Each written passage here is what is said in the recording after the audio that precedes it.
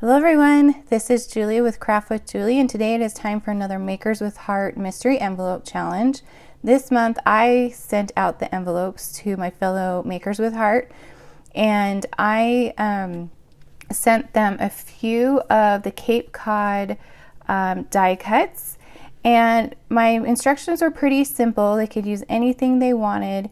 The products just had to be available on our websites, and so no retired products, and they had to incorporate at least one of these die cuts into their project.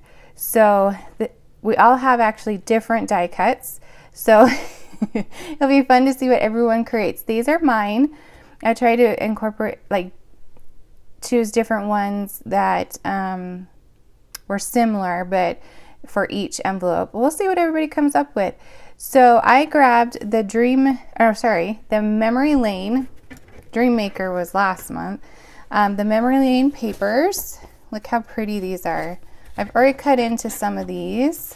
So this is the front and back version of all of the papers that come in the Memory Lane paper collection. There are 12 sheets, and I'm going to use this collection as kind of my base for my project. And I also wanted to show a technique that I haven't done in quite a while. And let me show you the stamp set. So here's a stamp set that goes along with that collection. So I'm going to use that. And I've already stamped a few of the images. Those are the ones I'm going to use. And I wanted to show a technique I haven't done in a while. So let me grab my inks. The inks I'm using today are Honey Butter Sage, Toffee, Intense Black, Sapphire, and Melon. And I looked up all of these. A few of them are out of stock, but they will be coming back. So I figured that was safe to use them in my project. And I'm going to take a watercolor brush. This is the small brush, but we have I think a medium and a large as well. But I'm going to use my ink pad as a watercolor. So I'm going to show you the technique, and then I'm going to speed it up so you don't have to watch all of it, and show you the end result. So what I did was, I call it CPR, and I just push on to the ink pad, and you'll see that the top gets some ink on it. That's going to be your palette. So then you have your water brush, and you can just squeeze a little bit of water out and pick up that ink, and then you can use it on your project to add some color. I think I need a little bit more water. There we go. And I'm just going to add that sage onto the tree. I stamped these images in Intense Black ink, and that's a really great ink to use if you're using markers or watercolor, because they don't smear, or it doesn't smear. And so usually I just stamp with Intense Black no matter what project I'm using, but it's great for the watercolors. So you don't have to have like watercolor palette. You can just use your own ink pads that you have. That makes them, another use for your ink pads. I'm just going to fill in this tree, and I'm not even doing it like, I want it to definitely look just kind of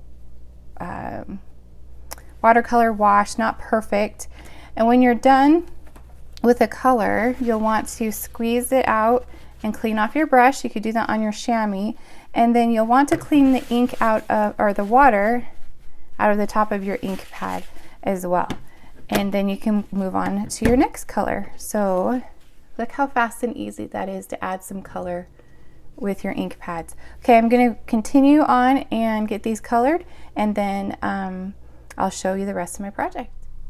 All right, so I colored these with the ink pads, and I cut them out. And I just used regular white cardstock, so you can see that they kind of warp just a little bit, so you want to be careful with how much water you put on those. But I think those are so cute, and they'll be adorable on my card. So I'm going to bring in some of that, I want to say Dream Maker, but it's not, Memory Lane paper. And Let me put this on there. Okay. And build a card from here. So let me grab a card base. And this paper I thought looked like grass and sky with that cute little house. So I'm going to add that to my card base. I love the stripe as well. My daughter came in while I was getting the stuff out for the video, and she is like, I love that paper. So I guess I'm gonna have to get her her own package of this paper. Okay, so then I'm going to add a couple strips of a different pattern. So this one has little houses on it, and then the other side is floral. And since I'm using the house, I decided to just add this house pattern to the top and bottom. So it's a little bit different than Cape Cod, obviously, but I wanted to use this new pattern paper. And when I saw this guy, I had an idea for a fence. So that's what I'm going to do. And then I'm going to add little strips of sage. Oh, I'm running out again.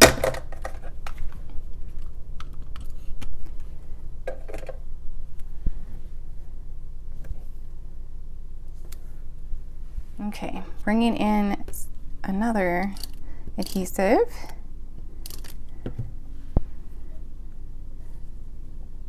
Close My Heart is coming out with a brand new adhesive soon, and I'm excited to try it. Okay, so there is our base, and then I'm going to add some of these elements to kind of make a little scene and use this as like a picket fence. So let's see. I think I'm going to go ahead and trim just a couple of these off to use on the other side.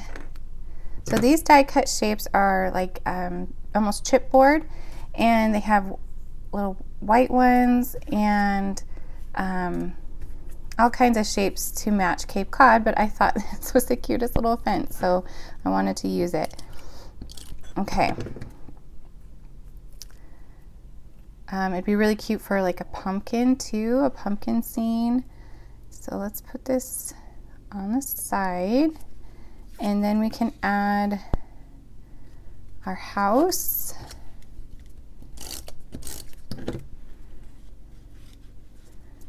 Kind of want it behind a little bit.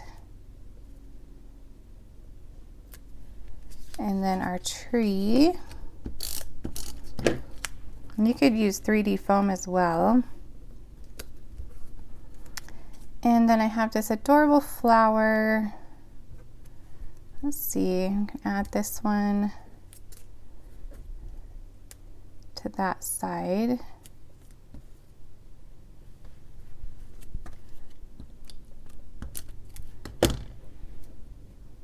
Right there. And I'm gonna add this flower right here in front of the fence.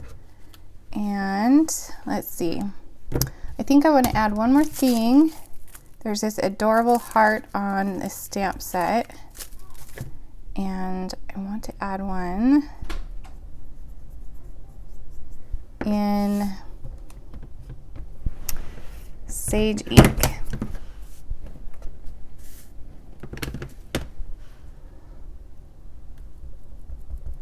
I'm going to test it out first, make sure I like it. Okay.